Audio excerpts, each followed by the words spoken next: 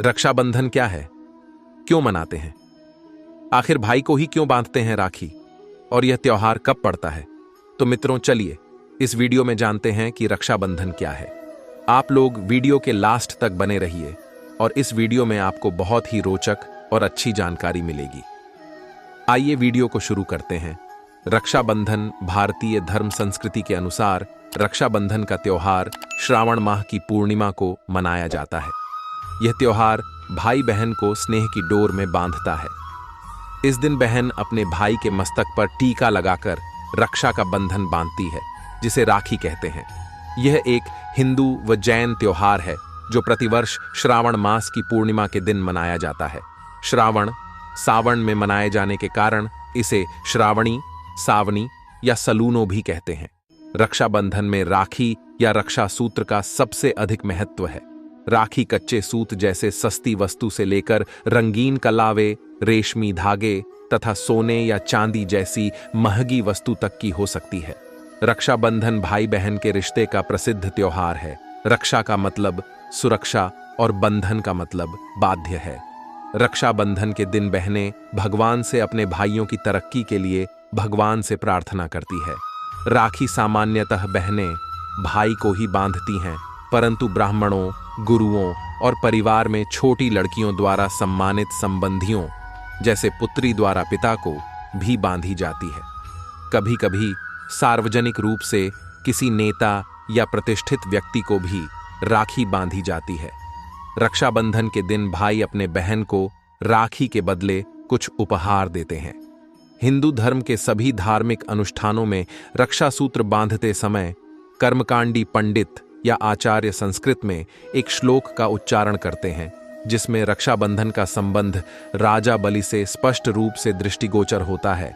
यह श्लोक रक्षाबंधन का अभीष्ट मंत्र यनबद्धो बलिराजा दानवेंद्रो महाबल तेन त्वाम्पि बध्नामि रक्षय मां चल मां चल। इस श्लोक का हिंदी भावार्थ है, जिस रक्षा सूत्र से महान शक्तिशाली दानवेंद्र राजा बलि को बांधा गया था, उसी सूत्र से मैं तुझे बांधता हूं।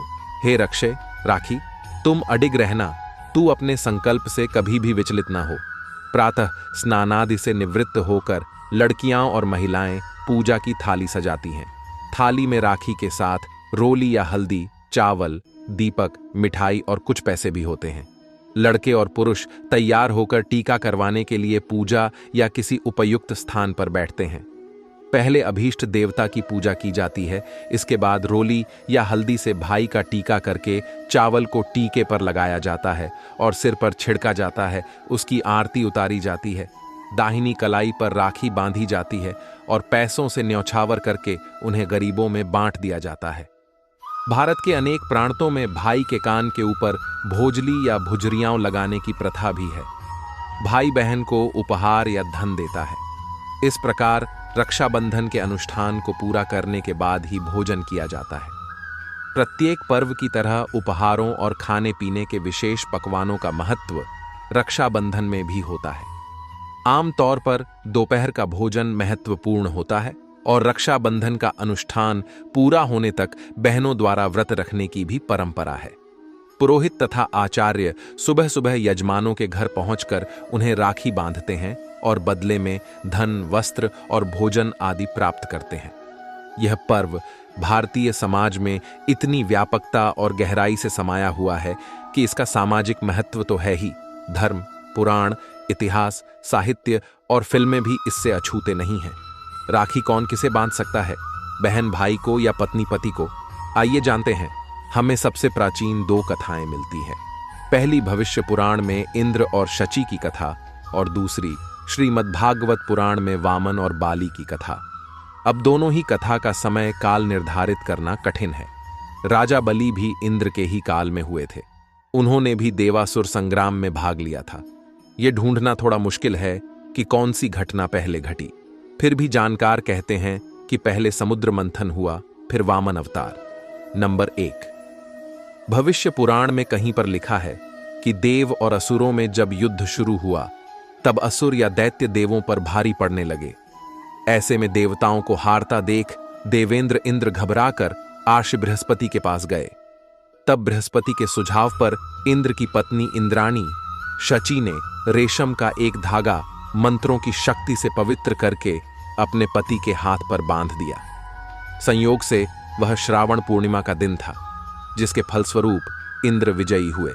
कहते हैं कि तब से ही पत्नियां अपने पति की कलाई पर युद्ध में उनकी जीत के लिए राखी बांधने लगीं। नंबर 2, दूसरी कथा हमें स्कंद पुराण, पद्म पुराण और श्रीमद् भागवत पुराण में मिलती है। कथा के अनुसार असुरराज दानवीर राजा बलि ने देवताओं से युद्ध करके स्वर्ग पर अधिकार कर लिया था और ऐसे में उसका अहंकार चरम पर था। इसी अहंकार को चूर चूर करने के लिए भगवान विष्णु ने अदिति के गर्भ से वामन अवतार लिया और ब्राह्मण के वेश में राजा बलि के द्वार भिक्षा मांगने पहुंच गए। चूंकि राज बलि महान दानवीर थे तो उन्होंने वचन दे दिया कि आप जो भी मांगोगे मैं वह दूंगा। भगवान ने बलि से भिक्षा में 3 पग भूमि की मांग ली। बलि ने तत्काल हां कर दी, क्योंकि 3 पग ही भूमि तो देना थी। लेकिन तब भगवान वामन ने अपना विशाल रूप प्रकट किया और 2 पग में सारा आकाश, पाताल और धरती नाप लिया। फिर पूछा कि राजन, अब बताइए कि तीसरा पग कहां रखूं? तब विष्णु भक्त राजा बलि ने कहा, भगवान आप मेरे सिर पर रख लीजिए। और फिर भगवान ने राजा बलि को रसातल का राजा बनाकर अजर अमर होने का वरदान दे दिया। लेकिन बलि ने इस वरदान के साथ ही अपनी भक्ति के बल पर भगवान से रात दिन अपने सामने रहने का वचन भी ले लिया। भगवान को वामनावतार के बाद पुण्य लक्ष्मी के पास जाना था, लेकिन भगवान ये वचन देकर फंस गए और वे वहीं रसातल में बलि की सेवा में रहने लगे। उधर इस बात से माता लक्ष्मी चिंतित हो गई। ऐसे में नारद जी ने लक्ष्मी जी को एक उपाय बताया।